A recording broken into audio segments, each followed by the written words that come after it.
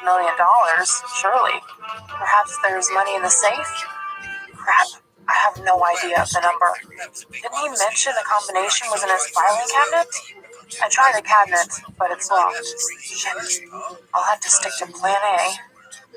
I take a deep breath and, in a more composed but determined manner, bedroom.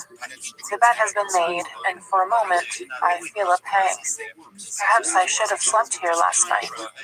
What is the point of arguing with someone who, by their own admission, is 50 shades?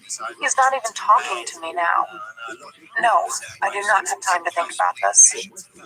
Quickly, I remove my slacks, pulling on jeans, a hooded sweatshirt, and a pair of sneakers, and put the gun in the waistband of my jeans at my back. From the closet, I fish out a large, soft duffel bag. Will $5 million fit into this? Christian's gym bag is lying there on the floor. I open it, expecting to find it full of dirty laundry.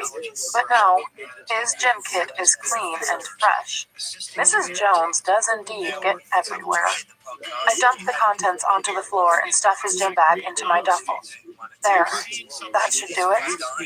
I check that I have my driver's license as identification for the bank and check the time. It's been 31 minutes since Jack called. Now I just have to get out of Escala without Sawyer seeing me. I make my way slowly and quietly to the foyer, aware of the CCTV camera, which is trained on the elevator. I think Sawyer's still in Taylor's office. Cautiously, I open the foyer door, making as little noise as possible. Shutting it quietly behind me, I stand on the very threshold, up against the door, out of the view of the CCTV lens. I fish my cell phone out of my purse and call Sawyer. Mrs. Gray. Sawyer, I'm in the room upstairs. Will you give me a hand with something? I keep my voice low, knowing he's just down the hallway on the other side of the store. I'll be right with you, ma'am, he says. And I hear his confusion. I've never telephoned him for help before. My heart is in my throat, pounding in a jarring, frenetic rhythm. Will this work? I hang up and listen as his footsteps cross the hallway and go up the stairs. I take another deep, steadying breath and briefly contemplate the irony of escaping from my own home like a felon. Once Sawyer's reached the upstairs landing, I race to the elevator and punch the call button. The doors slide open with a too-loud ping that announces the elevator is ready. I dash inside and frantically stab the button for the basement garage. After an agonizing pause, the doors slowly start to slide shut, and as they do, I hear Sawyer's cries. Mrs. Gray! Just as the elevator doors close, I see him skid into the foyer. Anna! He shouts in disbelief. But he's too late, and he disappears from view. The elevator sinks smoothly down to the garage level. I have a couple of minutes start on Sawyer, and I know he'll try to stop me. I glance longingly at my R8 as I rush to the Saab, open the door, toss the duffel bag onto the passenger seat, and slide into the driver's seat.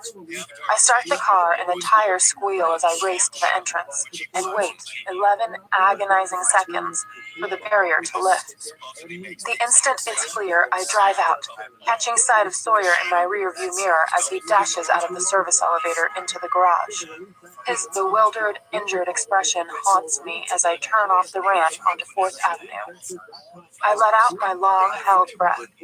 I know Sawyer will call Christian or Taylor, but I'll deal with that when I have to.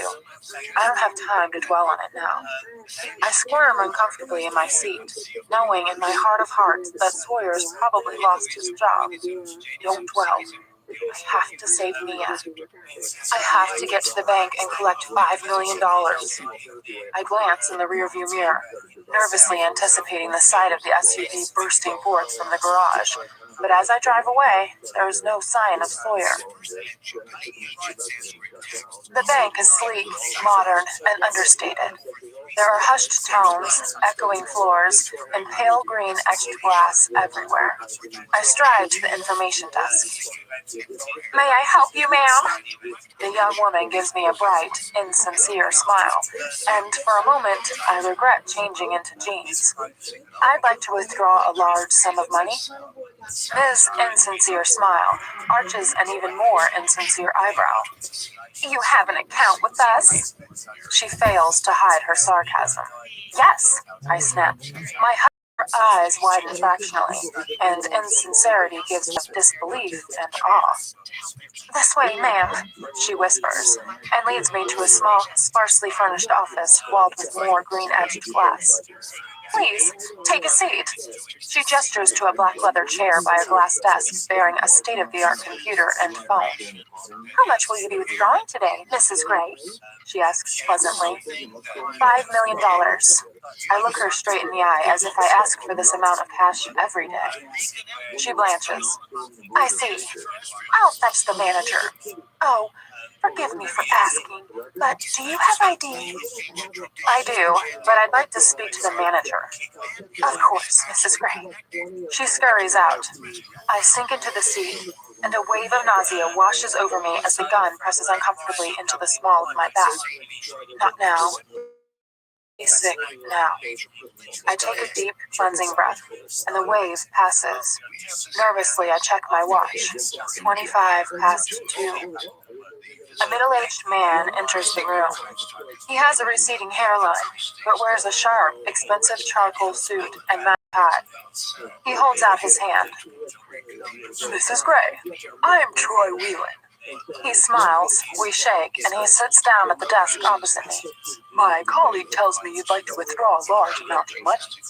That's correct. $5 million. He turns to his sleek computer and taps in a few numbers. We normally ask for some notice for large amounts of money. He pauses and flashes me a reassuring but supercilious smile. Fortunately, however, we hold the cash reserve for the entire Pacific Northwest. He boasts. Geez, is he trying to impress me? Mr. Whelan, I'm in a hurry. What do I need to do? I have my driver's license and our joint account checkbook. Do I just write show her? Here, I hand over my license.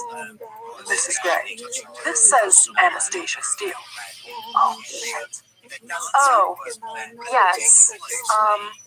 I'll call Mr. Gray. Oh no, that won't be necessary. Shit. I must have something with my married name. I rifle through my purse. What do I have with my name on it? I pull out my wallet, open it, and find a photograph of Krishnan and me. On the bed in Fair Lady's cabin. Can't show him that. I dig out my black Amex. Here.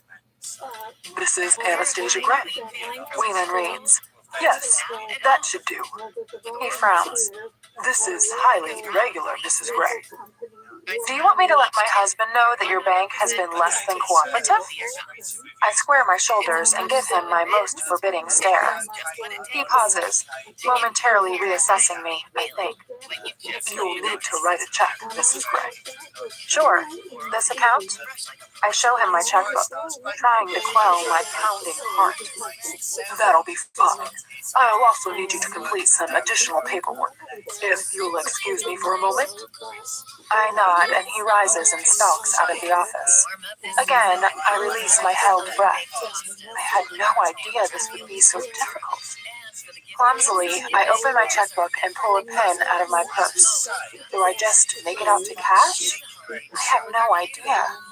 With shaking fingers, I write $5 million. 5,000,000. Oh God, I hope I'm doing the right thing. Mia, think of Mia. Tell no one or I'll fuck her up before I kill her. Mr. Whelan returns, pale-faced and sheepish. Mrs. Gray, your husband wants to speak with you.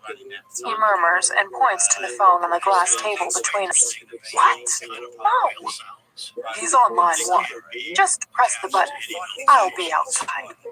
He has the grace to look embarrassed. Benedict Arnold has nothing on Whelan. I scowl at him, feeling the blood drain from my face again as he shuffles out of the office. Shit.